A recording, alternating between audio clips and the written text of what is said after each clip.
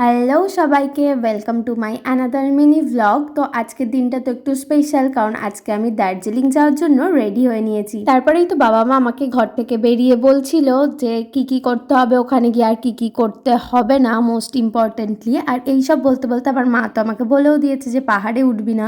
আমরা তো সেটা নিয়েই হাসাহাসি করছিলাম যে পাহাড়ে যাচ্ছি, পাহাড়ে উঠবো না মানে কি। তারপরে বাবা এসে আমাকে স্টেশন ছেড়ে দিয়ে গেল, আর সেখানে তো ঐশ্বর্য আর ইশিকাও চলে এসেছিল। তো আমরা ফাইনালি ট্রেনে উঠলাম। ইশিকার সাথে তো আমাদের প্রায় 5 মাস পরে দেখা হয়েছিল, তো ওকে তো সব গল্প বলা আমরা শুরু করে দিয়েছি। তারপরে তো ফাইনালি আমরা পৌঁছে গেলাম শিয়ালদা স্টেশনে। সেখানে গিয়ে আমরা আমাদের দার্জিলিং মেলে উঠে গেলাম। আর ট্রেন ছাড়ার পরেই তো আমরা আমাদের ডিনার্সের একটা লম্বা ঘুম দিয়েছি। লম্বা ঘুম দিয়ে ওঠার পর দেখছি অলমোস্ট তখন আমাদের ট্রেন এনজিপিতে ঢুকেও গেছে। তো তারপরেই তো আমরা লাগেজ পত্র নিয়ে দার্জিলিং যাওয়ার জন্য শেয়ার ক্যাব খুঁজতে লেগে পড়লাম। আর বেশিক্ষণ ওয়েটও করতে হয়নি, আমরা তার মধ্যে পেয়েও গেছি। তারপর সুন্দর সুন্দর ভিউ দেখতে দেখতে আমরা দার্জিলিং এর দিকে যাচ্ছিলাম।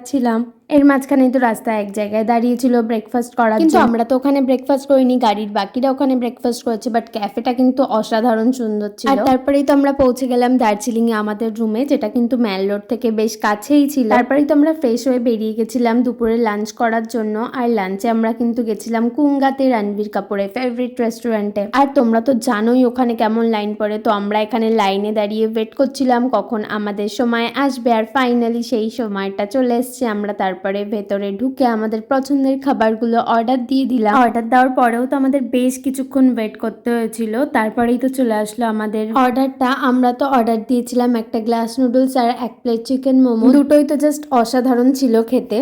খাওয়া দাওয়া শেষ করে আমরা তো যাচ্ছিলাম মহাকাল মন্দিরের দিকে। আর মহাকাল মন্দিরে যাওয়ার পথে তো আমরা ভীষণ সুন্দর সুন্দর ভিউ দেখতে পেয়েছিলাম। তো এত সুন্দর সুন্দর ভিউ দেখতে আর এনজয় করতে করতে তো আমরা পৌঁছে গেছিলাম মহাকাল মন্দিরে। ভাইবসটা কিন্তু পুরো আলাদাই রকম ছিল, বেশ শান্ত চারিদিকটা, আর পরিবেশটা তো খুবই সুন্দর ছিল।